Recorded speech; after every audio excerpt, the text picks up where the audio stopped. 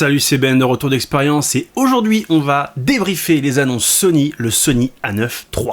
En plus de son capteur plein format de 24 millions de pixels, Sony inaugure le premier hybride au monde doté d'un capteur Global Shutter. Alors pour une fois, ce format analyse et débrief sera un petit peu différent d'habitude, puisque d'habitude je vous condense les tests des différents créateurs et ambassadeurs qui ont pu avoir en main le boîtier pendant plusieurs jours, plusieurs semaines avant sa sortie, sauf que cette fois-ci ce n'est pas le cas. Sony n'a pas prêté les boîtiers, ils ont fait une prise en main avec un grand nombre de créateurs, mais il n'y a pas de test complet qui est sorti. Damien Bernal faisait il n'y a pas très longtemps une story où justement lui il avait été invité et il expliquait qu'il avait eu le boîtier plus ou moins 3 heures dans les mains, et donc lui il a un retour d'expérience par rapport à ça, mais c'est pas un test complet. Les tests a priori ne débuteront pas avant janvier 2024. Je vous mets en fiche ici en description de la vidéo de Damien qui doit faire dans les 24 minutes et qui est déjà un premier retour d'expérience assez complet si vous voulez aller un petit peu plus loin que ce que moi je vais vous dire. C'est là qu'il faut regarder. Alors en premier lieu vous seriez tenté de me dire mais pourquoi du coup s'il n'y a pas de test tu nous fais cette vidéo? Parce que j'ai estimé qu'une annonce comme celle-ci méritait d'être développée. C'est le premier capteur Global Shutter monté sur un hybride du monde entier. Selon moi, ça va changer beaucoup de choses, on va développer ça dans cette vidéo. Le Global Shutter, ça fait très longtemps que beaucoup de marques en parlent, que beaucoup de passionnés en parlent, que beaucoup de professionnels en parlent, et ça n'arrivait pas, et Sony l'a fait. Et en premier lieu, je vais essayer de vous expliquer ce qu'est le Global Shutter et en quoi c'est novateur. Pour ce faire, on va faire une métaphore. Donc, imaginez que votre image, c'est un texte à recopier. Avec un capteur classique, vous recopiez à la main votre texte, vous le recopiez ligne par ligne à la main. Ça, c'est un capteur classique. Avec un capteur empilé, cette fois-ci, vous recopiez également votre texte à la main, mais cette fois-ci, vous avez plusieurs mains. Vous allez donc beaucoup plus vite. Et bien sur un capteur Global Shutter, vous le recopiez plus à la main, vous faites une photo et votre texte est copié instantanément. Alors évidemment, dans le cas d'un capteur et d'une photographie, tout ça va beaucoup plus vite, ça se fait à des vitesses extrêmes, mais ça vous donne une idée à peu près du gap qu'on franchit entre un capteur classique, un capteur empilé et un capteur empilé Global Shutter. Et maintenant on va parler des specs techniques de ce A9 II et après je vous dirai ce que j'en pense. Alors en termes d'ergonomie, on a peu ou prou le même type de boîtier que les dernières générations de Sony Alpha, notamment la 7R5. La différence, c'est que le grip a été légèrement modifié, l'appréhension a été légèrement modifiée. Sony fait ça d'itération en itération, ils améliorent le corps caméra progressivement avec des tout petits changements pour améliorer le confort et la prise en main. Vous avez un écran défini avec environ 2 millions de points, ce qui reste assez faible au global, une luminosité plutôt moyenne. Vous avez à l'inverse un œilleton à 9,4 millions de points et un rafraîchissement haute vitesse à 120 images par seconde. Là c'est top, on est très proche d'une visée type réflexe. Vous avez la possibilité, il me semble, de monter même à 240 images secondes en rafraîchissement si vous baissez un petit peu la qualité. Mais je trouve que déjà 120 images secondes avec 9,4 millions de points, là ça commence à tabasser pas mal. Niveau stockage, on a un double port de carte SD UHS 2 et un double port de carte CF Express type A. Un port USB-C 3.2 à 10 gigabits par seconde, le port casque, le port micro, un port HDMI type A et un port Ethernet. Bref, en connectique, on a à peu près tout.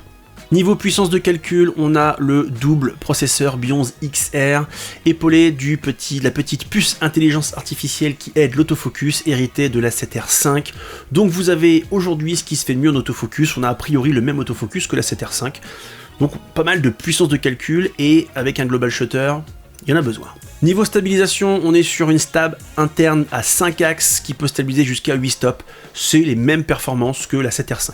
Niveau performance photo, vous avez la possibilité de faire de la rafale à 120 images par seconde. C'est inouï dans le monde de la photographie, ça vous permet de découper un mouvement avec beaucoup plus de précision que ce qui se faisait jusqu'à présent. C'est le type de mouvement qu'on pouvait décomposer en vidéo, mais en photo c'était un petit peu plus compliqué que ça, forcément à 24 millions de pixels. Faut imaginer, 120 images, ça fait beaucoup. Le buffer est de 192 images, soit 1 seconde et demie. Mais Damien Bernal en parlait dans sa vidéo, c'est un petit peu plus compliqué que ça, c'est-à-dire que vous allez avoir 120 images à la première seconde, quelque chose comme 80 à la deuxième, quelque chose comme 22 à la troisième. Donc il y a quand même une continuité, c'est-à-dire qu'il ne bloque pas à 192, mais il va progressivement décélérer sa capacité à enregistrer et à encaisser des images. Un des trucs assez dingues de ce boîtier, c'est son obturateur. Exit l'obturateur mécanique qui aujourd'hui n'existe plus, Nikon avait commencé à le virer aussi. Ça y est, Sony a franchi le cap sur ce A9 III. On est sur un obturateur électronique qui va à, tenez-vous bien, 1,80 millième de seconde. C'est overkill. Sur le terrain, je vois pas trop dans quelle situation c'est nécessaire. Peut-être sur de l'automobile, du sport auto de façon générale, peut-être sur de l'athlétisme. Mais honnêtement, monter à 1,80 millième, c'est tellement extrême, je vois pas trop à quel moment c'est utile, mais qui peut le plus, peut le moins. Et surtout, le truc assez cool avec le 1,80 millième de seconde de ce A9 II, c'est qu'on peut synchroniser le flash à n'importe quelle vitesse. Ça, c'était pas possible avant. Sur un flash classique, en gros, vous pouviez monter à 1/250e de seconde, etc. L'idée, c'était que le flash se synchronise avec le moment où la photo est faite. Avec ce Sony A9 III et avec les flashs compatibles, évidemment, vous pouvez vous mettre à 1/60 millième et votre flash, il va se synchroniser quand même. Ça, c'est fort. En vidéo, vous avez de la 4K 120 images par seconde sans crop. La 7S III avait un petit crop de 10%. Ce A9 III n'a pas de crop. Vous avez de la 4K 60 en 4.2 10 bits en interne. Vous avez aucune distorsion puisqu'on est sur un global shutter. Vous avez une sortie externe qui vous permet d'exploiter du RAW 16 bits. Vous avez du S-Cinetone, vous avez du S-Log 3 et vous avez tous les modes de stabilisation disponibles sur la 7R5 qui sont maintenant disponibles dans ce boîtier.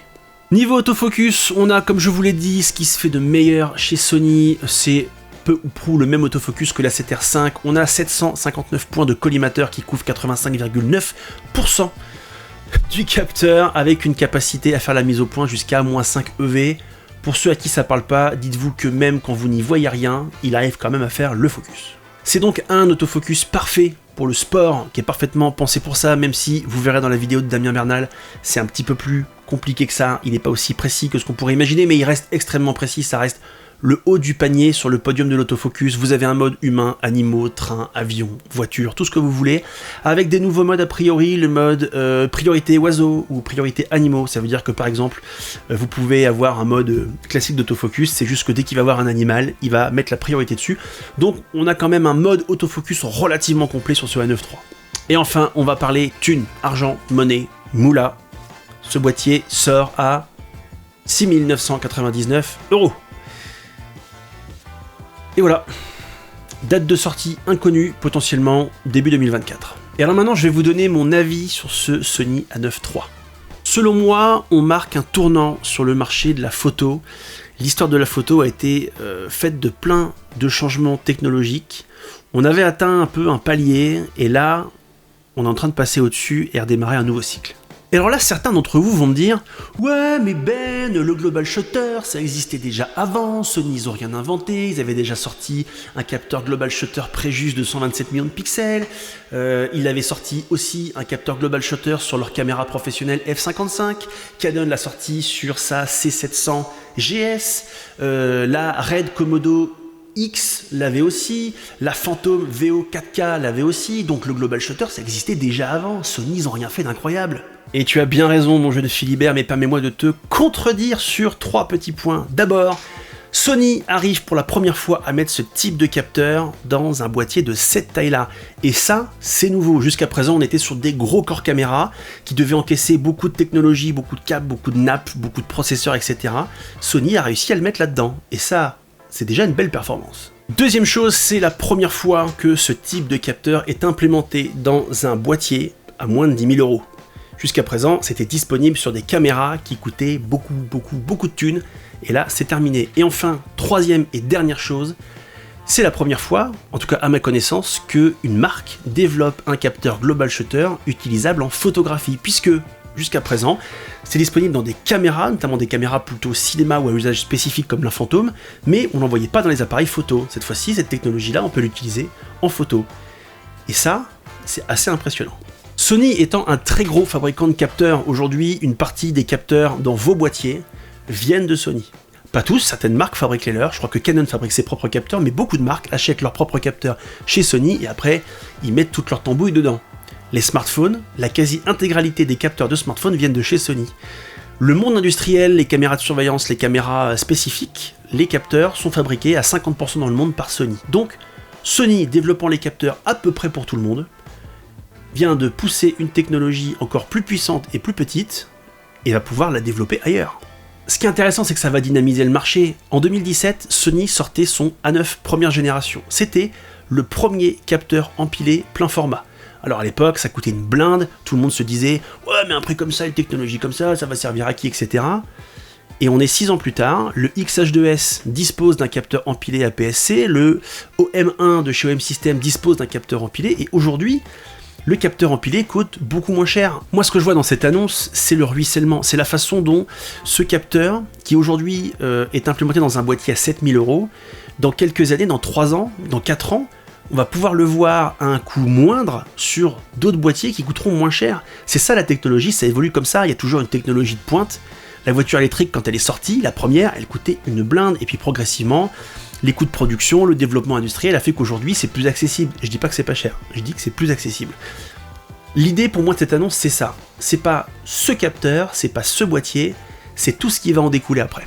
Parce que si on trace un petit peu l'histoire de la photographie, on a eu la pellicule, après on est passé au numérique qui a tout bouleversé, on a eu des réflexes qui ont été enterrés par les hybrides, après dans les hybrides on les a améliorés, on s'est dit qu'est-ce qu'on peut faire pour améliorer les choses et intéresser les photographes et leur faciliter la vie. On a mis un meilleur autofocus, on a intégré la stabilisation qui était aussi une révolution, et là on a atteint un premier plafond. Ensuite on a développé le capteur empilé, qui a rajouté plus de vitesse, qui a commencé à atténuer les défauts du capteur classique.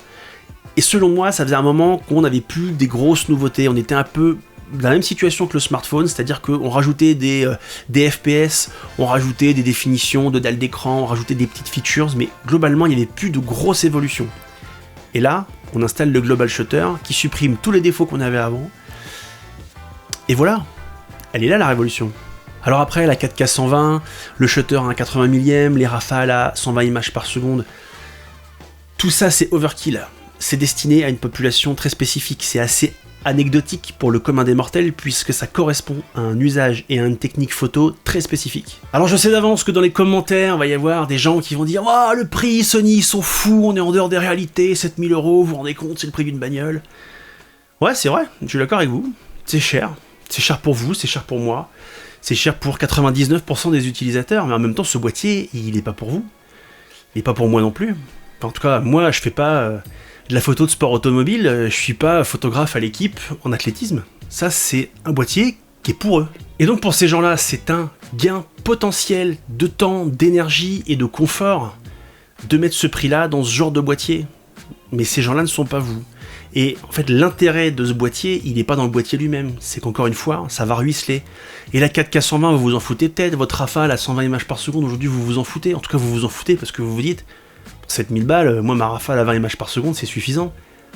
Mais dans 3 ans, dans 4 ans, quand votre boîtier à 1500 balles il fera de la 4K 120 et qu'il y aura un global shutter dedans, vous serez content.